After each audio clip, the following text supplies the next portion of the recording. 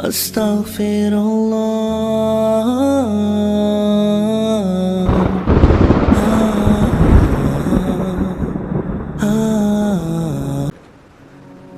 کہتے ہیں خدا نہیں ہے. آج وہ ایک مشہور ایتھیسٹ ہے, وہ پتہ نہیں کیا کیا بیچارہ کچھ نہ کچھ کہتا ہی رہتا ہے.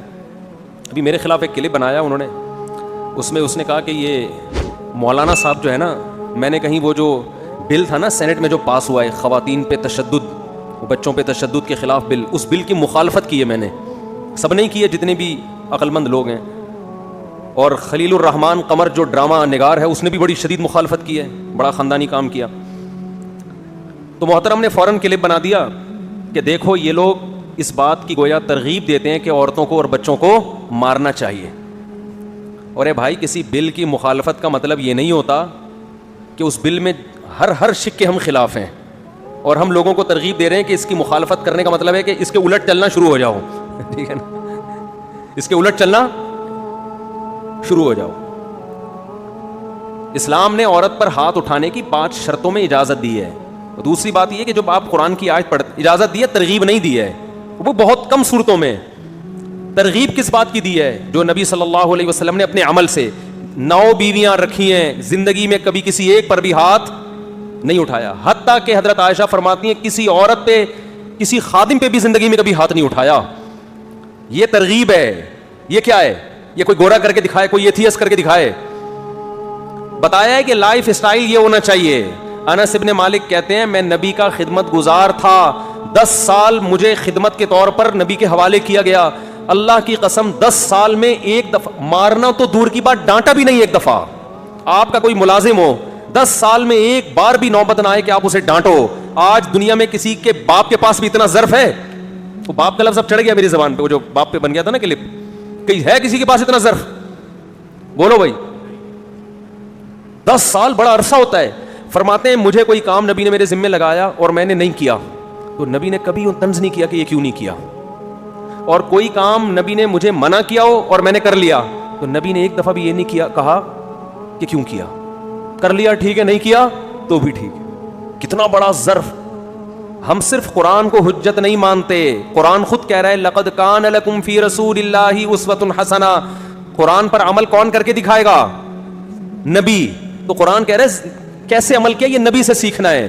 تو صرف قرآن کی آیت کوٹ کر دینا کہ قرآن مرد کو اجازت دے رہا ہے بیوی پہ ہاتھ اٹھانے کی, اور نبی کی سیرت کو درمیان سے ہٹا دینا, تو یہ آپ آدھا اسلام پیش کر رہے ہو, آدھا کیا کر رہے ہو؟ غائب کر رہے ہو. تو پورا اسلام تو نبی کی سیرت کو مل کے پتہ چلتا ہے. اور یہ جو قرآن میں آیت ہے نا وَضْرِبُوهُنَّ, کہ شرارتی عورت اگر باز نہ آئے, بیوی شرارتی ہو, ظاہر ہے شرارتی کے بارے میں ہے نا, یہ شرارتی عورت اگر قابو میں نہیں آ رہی تو قرآن اس کا حکم بیان کر رہا ہے کہ پہلے اسٹیپ میں اسے سمجھاؤ, دوسرے میں بستر الگ کر دو. یہ دنیا میں کسی مذہب میں ہے؟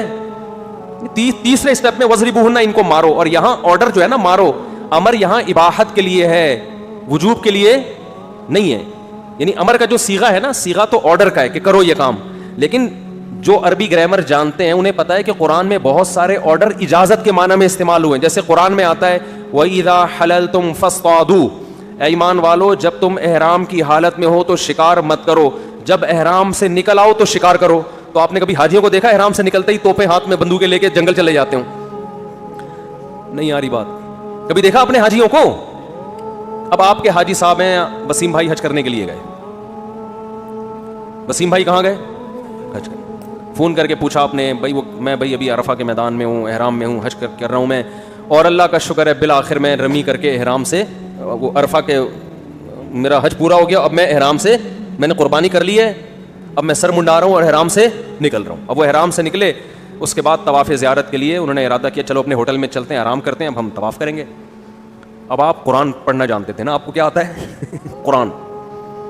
آپ نے جناب فون کر کے کہا کہ حضرت احرام سے باہر نکل آئے. اس نے کہا الحمدللہ سر منڈا لیا میں نے, احرام سے باہر آ گیا ہوں. کیا کر رہے ہیں بھائی؟ اب میں طواف زیارت کی تیاری کر رہا ہوں, اس کے بعد بھائی پھر میں گھر جاؤں گا. نہیں, قرآن کہہ رہا ہے وَإِذَا حَلَلْتُمْ, جب تم احرام سے باہر نکل آؤ, فاصطادوا, تو شکار کرو. کیا کرو؟ شکار کرو. سمجھ رہے ہو؟ لہذا ایک بندوق میں بھجوا رہا ہوں, جیسے ہی وہ آپ کو ملے, یا وہاں تو اجازت نہیں ہے بندوقوں کی, غلیل سے کرو. قرآن نے یہ تو نہیں کہا نا بندوق سے کرو, غلیل سے بھی ہو سکتا ہے. آج تک کسی حاجی کو دیکھا حج کے بعد کیا کر رہا ہے؟ شکار کرتے ہوئے. کیا پوری امت کا اجماع ہے؟ صیغہ آرڈر کا ہے، مگر یہاں آرڈر اجازت دینے کے لیے ہے، لازم کرنے کے لیے. مطلب یہ کہ اب اگر تم شکار کرنا چاہو تو الاؤڈ ہے. جو پابندی تھی وہ کیا ہو گئی ہے؟ ختم. یہ پابندی کے خاتمے کو بیان کرنے کے لیے. یہاں بھی قرآن جو کہہ رہا ہے نا کہ زوجہ کو سمجھاؤ، بستر الگ کر دو، پھر بھی باز نہ آئے تو مارو، تو پوری امت کا اتفاق ہے کہ یہ جو مارو کا لفظ ہے یہ آرڈر کے لیے نہیں ہے، پرمیشن ہے، اجازت ہے، کہ شدید مجبوری میں گھر کو ٹوٹنے سے بچانے کے لیے ہاتھ اٹھانے کی اجازت، ترغیب نہیں ہے، اجازت ہے. اور وہ مخصوص صورتوں میں اجازت ہے. اس میں حکمتیں کیا ہیں اس پر میں کئی دفعہ بیان کر چکا ہوں، دوبارہ نہیں چھیڑوں گا اس ٹاپک کو میں. لیکن نارملی یہ کوئی پسندیدہ کام نہیں ہے. نبی نے 9 زوجات کو رکھ کے ایک کو بھی نہیں کبھی ہاتھ اٹھایا.